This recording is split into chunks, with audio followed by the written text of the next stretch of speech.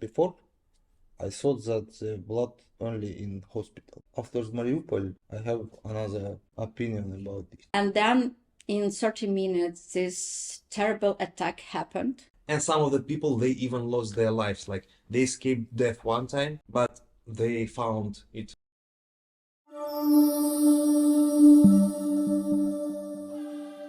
Hello, everybody, and welcome back to Intersect. Intersect is a podcast that is dedicated to the celebration and the promotion of the intersection of God, the world, and the church.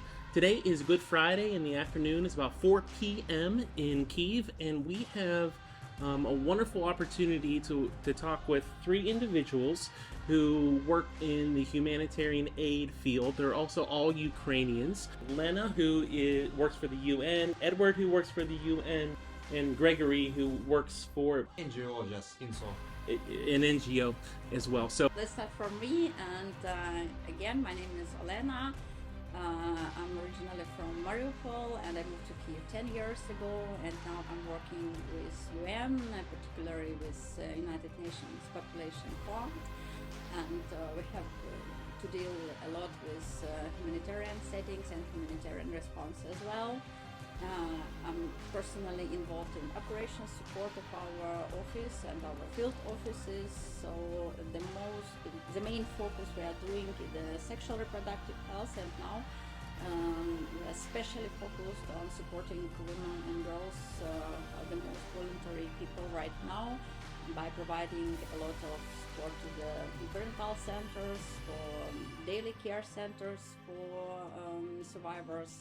So this is the main focus we have right now. very good, thank you. Gregory. So I am by origin from Donetsk region. I moved to Mariupol to study in 2002, like 20 years I spent in Mariupol. And now I can say like it was my native town. I think like it's native town because I had marriage there, divorce, my daughter born there. Like I spent almost all my life there. Now I'm living in Dnipro. Yes, because we have to live in Mariupol. And I'm working for INSO. It's NGO that's providing information to other NGOs about the military and the situation on the contact line with the for other NGOs have access to that direction, because we collect all the information about the shellings, about the killed people, the mine accidents, the access to the areas and everything. Like I am putting and collecting all this data and putting in the database. And Edward, how about you, sir? Hello, my name is Eduard. I am from Donetsk. After the beginning of the war, I relocated to Mariupol and live there from 2015. And now I'm living in Dnipro after that difficult situation what we had in Mariupol. And now I'm working in UN system, before in OSCE. It is the same international organization. But we have to continue because we have some story about it, and I understood that our attempts are related with this. And speaking of those stories, I know before you showed me some of your photos. Maybe you could share those with me, and I could share those with others later on. If Yes, you're of okay, if course. not, that's okay No, too. no, yes, of course, because it is not a secret. It is a real situation, what happened in Mariupol. Obviously, Ukraine is under siege, has been at war for some time. The escalation started just over a year ago, but as you all know well, Russia came in 2014. So we're talking 9 years, 10 years. It's a long time. War has a particular amount of trauma that's associated with it. The trauma, we were talking about Irpin and Bucha earlier, is one type of trauma. Mariupol would be a little different type of trauma because it's ongoing. And so I'd be curious if any of you would be willing to speak about some of the stories or the trauma that you have seen or witnessed. They don't necessarily have to be your personal stories. If you wanted to share that later on, that would be okay. But I'm just trying to paint a picture for people who are listening and watching about what you experience, what you see on a regular basis. Mhm. And I know that's a hard question. Well, this is a really hard question. Maybe I will start from the personal story. I don't know if Okay. it's okay. Yeah, that's good. Just like flashback and the first day of the war, and when I realized that the tragedy already happened, and I was absolutely, to be honest, not a little bit, but we were all lost, all my family, my husband and my son. He was 15 years old at that period of time, and we've been living on the very high floor. So we've been trying to escape because there were no shelters around us, and we decided, I don't know why, because maybe we were under stress. We decided to go to Bucha because we had a friends there. They had a very big house with their underground, and So the no, idea the was that underground with the the small, basement. Yes, we've decided. I don't know why we decided that there will be a safe place for us.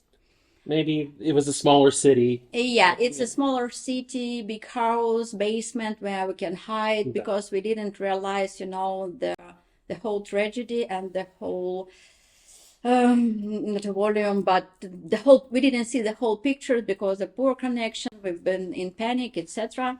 So we've moved to Bucha, and I was very well surprised because we were the only one who were moving to Bucha, while everyone was trying to escape from Bucha, and maybe people predicted something. But when we arrived, and everything was more or less calm, and we've been sitting in the guest room, talking to our friends and trying to realize how to move further.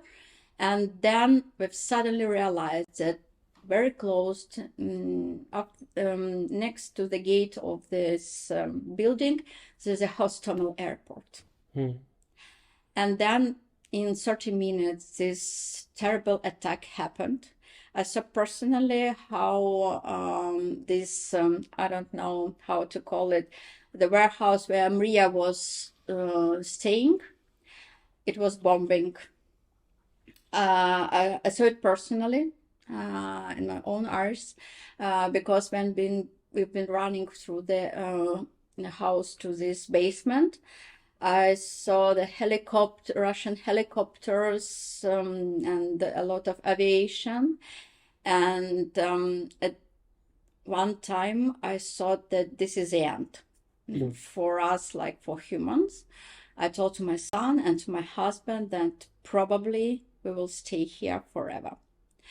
And this is, the most, I cannot say bright spot, but the most memorable thing I have, and I keep it for now.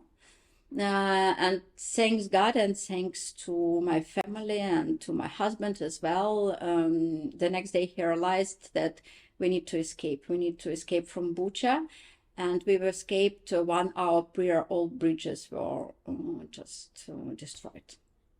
This is my maybe personal story, and the most remarkable and memorable story forever for me and for my family and my friends.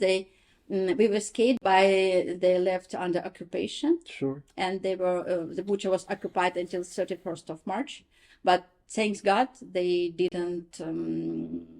They passed through it not smoothly, but they're alive, and thanks God, everything is okay with them and with their house as well.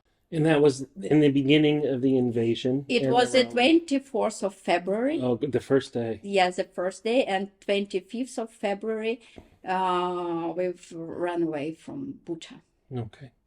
And so at that point, there were a lot of question marks. Yeah. About what was going to happen. I know that there still are question marks, but it was a little more intense. Yeah, absolutely. And as a human being, we thought that it will end very soon, and maybe it will take 1 day or 2 days. When it just started, at this 4 a.m. in the morning. But when I saw actually what is happening with Hostomel airport, when I saw, the full force of the Russian military and army, I immediately realized that this is a long story.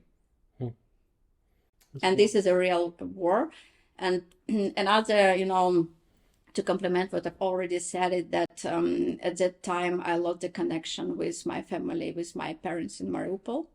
I realized that Mariupol will be the hottest spot on the map. And I didn't have a connection with no telecom or something like this, no internet during 1 month. And to be honest, for the news I received everywhere from Telegram channels, etc., I was absolutely sure that they are not alive. But again, thank God they're alive, but unfortunately now they're still there. They're still there in Mariupol. Yeah. Okay. And that just brings up the point that a lot of people choose to stay. It's their home. That's what they know. That's what they have. It's hard to leave. There is a different, approaches or views on this, because for elderly people, of course, they are stuck to their homes. Yes. Usually, and this is all that they have at this moment, and they are not ready to lose, even if you ask them to move. Because personally, I asked my parents to move to Kiev 1 month prior this, war started, because we've talked a lot during this time, starting from the 1st of January.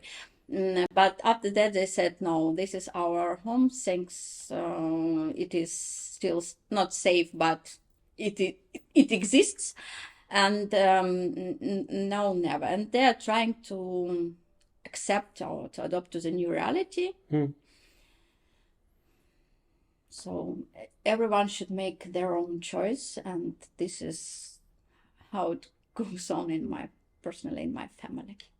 So that is a big story, a story that you will remember for a long time. Gregory and Edward, I know that you have some common experiences, and I know that it's hard to talk about because you're from Mariupol, you work there.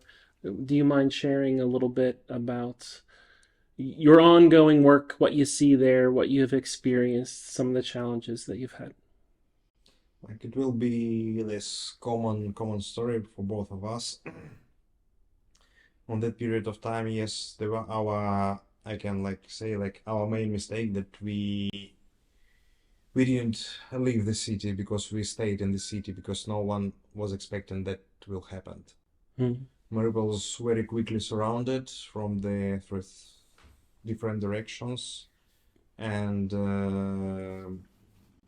on that period, like in the beginning, there was opportunity to leave the city, but like in a few days, we were not allowed to leave the city. And I like all that happened between the two sides of the military guys, from the Russian side and Ukrainian, when we were between this fire, unfortunately. And I know you said before that you have soldiers trying to do their job, but it's especially painful to have civilians caught in the middle of all of that. Like, we understand, like, the military guy, they do their job, but the problem is, like, we should not be there. Like, they should allow us to leave this area. And our city mayor, he was sitting in other city, and he was persuading us, like, everything is okay, calm down, there's no, like, you don't have to panic, like, everything will be okay. And our problem, like, somehow, like, we believe that everything will be okay. Like, it was in the beginning of the war in 2014 in Donetsk. Edward can prove, like, for some parts of the city it was shelled, but people could move to other parts of the city. And in Mariupol, the shelling was everywhere. Nowhere to go. Yes, and the most for most of the people, like, if you ask them, they say the most traumatic and the most frightening was, like, the sound of aviation. because you never know where they will drop their bomb. Fear of airstrike because the drama theater and several buildings was destroyed. Like I will tell you if you allow me. Like he came, I don't remember the dates, like to my apartment where I lived with my ex-girlfriend and her son, because his apartment was like in the worst direction, and it was not so stable, like, and it was 8th floor, and all the time it was shaking. And for some period, like, he stayed with us. We still have bad mobile connection. We didn't have light, I think, for that time, like, already, but we have water and we have gas, and we had somehow heating. But very fast, like, the problems, like, it happened very fast with Mariupol. Like, it stopped with the electricity, then the gas, because the pipe was destroyed, like, main pipe was destroyed, then internet connection, any, like, mobile network, everything, like, was shut down. And if my memory is correct, you were telling me earlier that when you lost the gas and the electricity and all of that, that it forced the population to go outside to cook. Yes. It forced the population to Yes. go outside to do some essentials, to gather Sure. water Sure. and whatnot. And that was some of the most dangerous Yes, and the periods. problem there was also, like, all the shops was opened. Some things, like, our military guys, they took something they needed and they opened it. They say, like, to the people nearby, like, you can take whatever you want, and people, like, took them. Some of them was robbed, like, some of them, like, was destroyed, but there was no places to find the food. Like, if you don't have it for you at your apartment, if you don't prepare it yourself, I don't know what you have to do. Like, you have to find. And in this time, it's not as if you're getting supply trucks of Yes. food. The tractor trailers aren't coming in with more food and Yes. groceries and all In that. this situation, we forgot about money because Yes, in this and about the period, COVID. because we Oh, you forgot about money and COVID. yes, of course, because we don't have money in Like- this period, because you cannot spend this money. Like, you have to pay if you need something. You have to pay with cigarettes or with fuel or with food. A commodity market. Yes, commodity market. Like it was. Because the money didn't matter at that point. I see. You guys mind sharing a little bit about some of the danger that you've seen as you continue to work in the area? I know right now you're in Kyiv, but you travel to the eastern part of Ukraine pretty frequently for your work. Tell us a little bit about what you see on a daily basis or a weekly basis. No, now we don't cross this contact line, because now we maybe don't have this contact line, because everywhere hard situation we have. Because like, at the beginning of the conflict on 2014, we have, like, somehow frozen conflict. There was contact line, and everybody knows, like, this side is, like, occupied by Russians, and here's Ukraine. But now, like, all Ukraine is, like, potentially endangered. Like, if they not invade by tanks and everything, but they can shell, like, they can use missiles and to shoot any direction of Ukraine. Maybe, like, they are afraid of shelling directions closer to the international border, not to include the other countries, not to involve them, but for the other parts of Ukraine, like, everything. And mostly it's, like, yes, close to these hotspots of Donetsk region, Kharkiv region, Lugansk, Kherson, Odessa, like, all this eastern part and the southern part of Ukraine. And if I may add, and the contact line itself, now it's something, identified, because there are some territories which are deliberated day per day or otherwise. So the contact line, it's something flexible thing. So there was a line that was set in 2014. Yeah. Yes. And now That's it's what very Gregory is fluid. called. Yeah. Yes.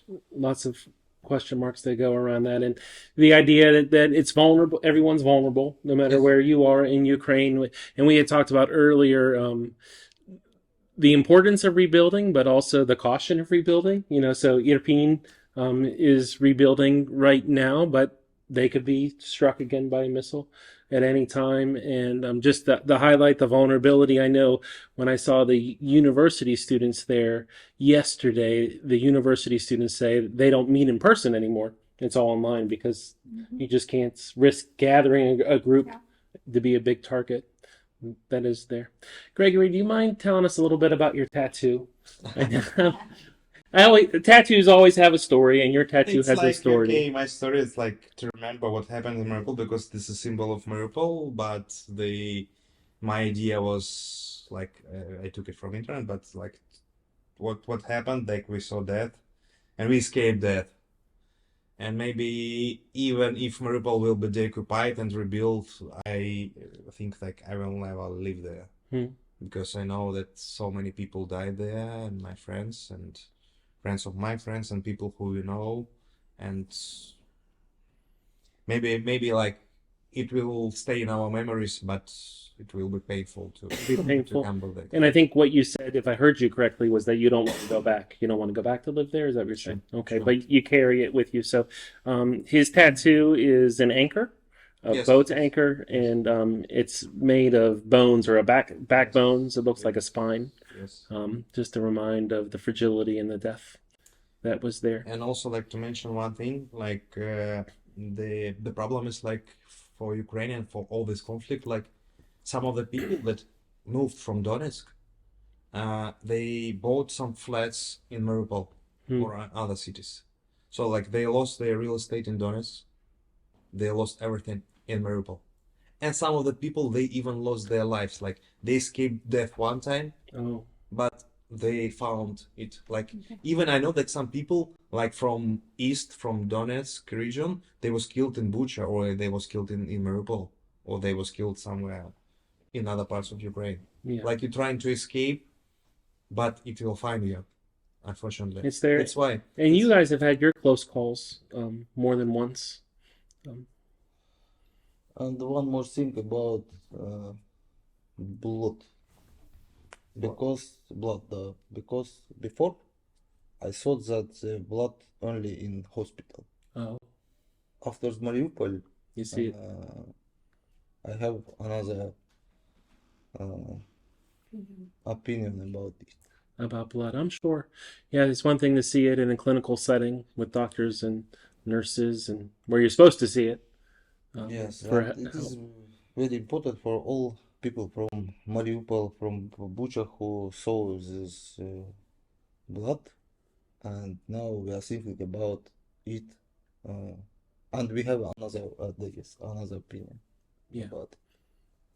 You know that the people say like, okay, we are sorry that you felt this, you come through this, and I'm always saying like, it's not stopped yet. Like we still continue. Like okay, now we are like somehow calm, but it never go away until this conflict starts. Like Sure. you always think like because now like people who survived Mariupol, maybe like we are not taking attention on the air raid alert like other people do, and we should do maybe act somehow.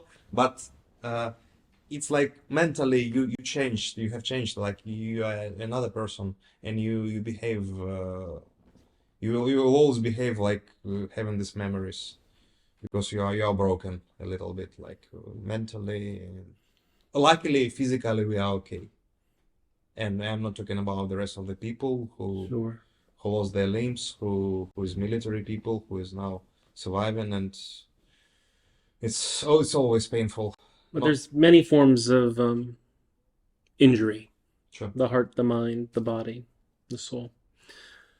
Well, thank you for sharing that. I appreciate that. I am curious if you could tell us a little about your work on a day-to-day basis, and most particularly, what are the needs? So, Lena, I know you work with women, and I know there's a specific set of needs, and I would imagine that the war changes that a little bit. Gregory, I know that you help keep records, and Edward, I think you help with supplies, if I'm not mistaken. No, I am a driver. Oh, you're a driver. Okay, very good. So I would love to hear some of the things that you see in terms of what are the needs of the people on a day-to-day basis.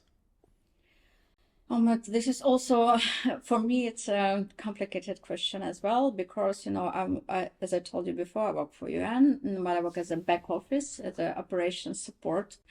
This finance, HR, and procurement streams.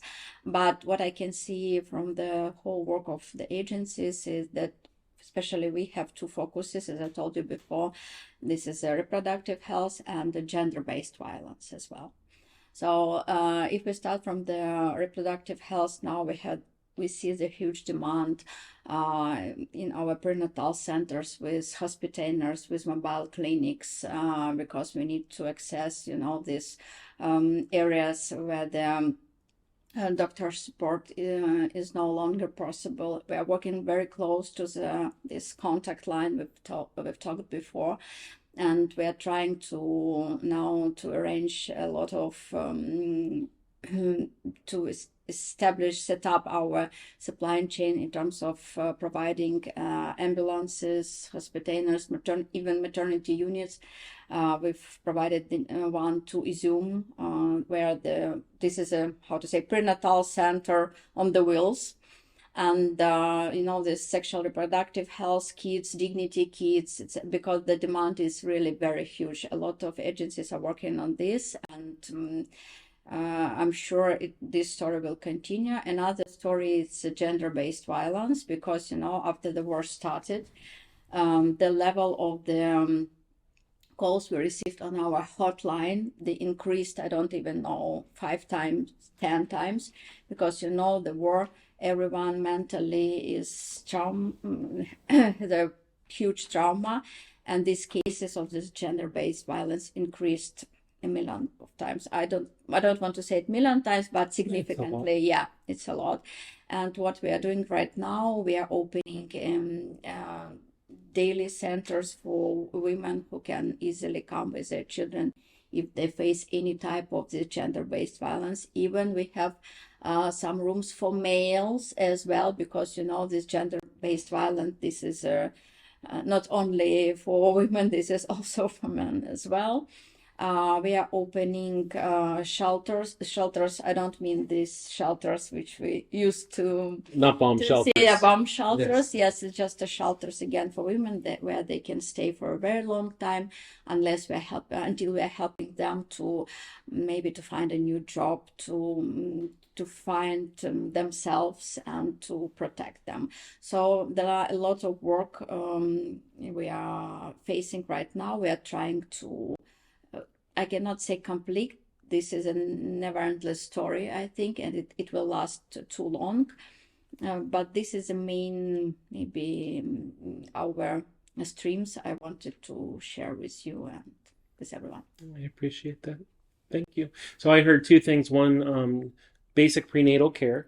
Yeah. Life goes on. We still need prenatal care. And then I think maybe the stress of war has created a crucible where there's more violence in the home than used to be. Okay. Thank you for sharing. Gregory or Edward, anything that you would want to share? Just like the same thing like we talked before, like this is like for my vision, like we are also with Edward, we're also ADPs. Like we lost everything like we had in Mariupol, and luckily So you both lost your apartments and like I have rented flat, but all like inside was my personal. Like Edward also, like he escaped with his own vehicle, but all he has everything left also in his apartment, some part of his personal belongings. Yes, and they say the same thing like for rest of the people that who lost their homes. I cannot say like our government is not supporting. He's supporting, but like not enough, because like the people like for example like before the war I was paying for rental like about 5,000 hryvnias for my apartment. Now like the price could be like 25, 30 like for the rest of the cities. So 6 times higher. Yes, the problem is like the people, they lost their jobs, they lost everything, and they have rebuilt their life from zero, and the support is not like substantial. It's not enough to survive even. That's why like the problematic like some people they decided even to go back to the places that is occupied now, because those who didn't lost their apartment, because here like it's impossible for them to survive. Luckily for us, we have experience. We can work for international organizations. But what the rest people they have to do, like they have some of the people they have pension less than $100. Now some people they have like salaries about like 15,000 hryvnias. Like I know people from Mariupol, like they are living five people in one apartment because it will be easy for them to pay the rental and to work. That's why I can understand people like who is coming back. Me personally, I will never go back like to the occupied portion of the occupation. But the other people, they have no other option. Like it's difficult for them even to survive. So housing, affordable housing is an issue, and inflation is issue as the Yes. cost of things. Yes, food, So- everything. Like the prices is for everything, and also like still like it's not calm. It's still we have war, we have mobilization, we have everything. Like everything is connected. Like some people who was lucky, like they send their wives to other countries, but it's also difficult like for them to survive also there, and their husbands they are trying to do something like staying here in Ukraine. Thank you. Edward, anything you want to share? No, thank you, because I totally agree. Okay, very good. Just one final question is: if there was one thing that you wanted to tell people outside of Ukraine, what would you want to say to them? And if that's an unfair question, I can come up with another one. Live your life today. This is what I want to say. Because, maybe it's some kind of philosophy, but sometimes we don't see the real price of our lives. And we postponed a lot of things to the future. And here in Ukraine, personally, me, I've never ever believed that I face this situation, unfortunately. I was not prepared mentally, and I was thinking about different things, but I never ever understood the value of this particular moment I'm living in right now. This is my advice, if I may. Okay, thank you, Lena. Gregory or Edward? Maybe I wish to all to hug each other and love each other. Spend more time hugging and loving. Yeah. Thank you. That's important. Because it is very important. Yes, Yes, having one another is important. the things like we paid attention before the war, it was like okay, maybe to buy something, Yeah. to go somewhere, but once we lost like these things, like was and we're thinking like not for us, like nothing can scare us now, and like okay, this is this like okay, phone I can lose it, like car I can lose it, but like the main value is our lives. Yes, our lives of our relatives, our families, our kids. That's the main value in our life. So material work does not matter anything at all. Sure. And also like the land also like okay, you can rebuild your home, but you don't have to die there. Because you built it, okay, that's okay, but And your home is where you are right now, this moment. Yes, Because, for us it is like Yeah. especially for guys, I think this is a very Because you guys straightforward- travel a lot, you're in different areas. You have to be there sure. and be present. Okay. Well, thank you very much. Okay, that will wrap it up. Thank you, everybody, for listening. If you have any questions or comments, please send them along to me. You can reach me at Matt, M-A-T-T, at intersectpodcast.org. And if you want me to send some questions along to Lena and Gregory and Edward, I would love to do so.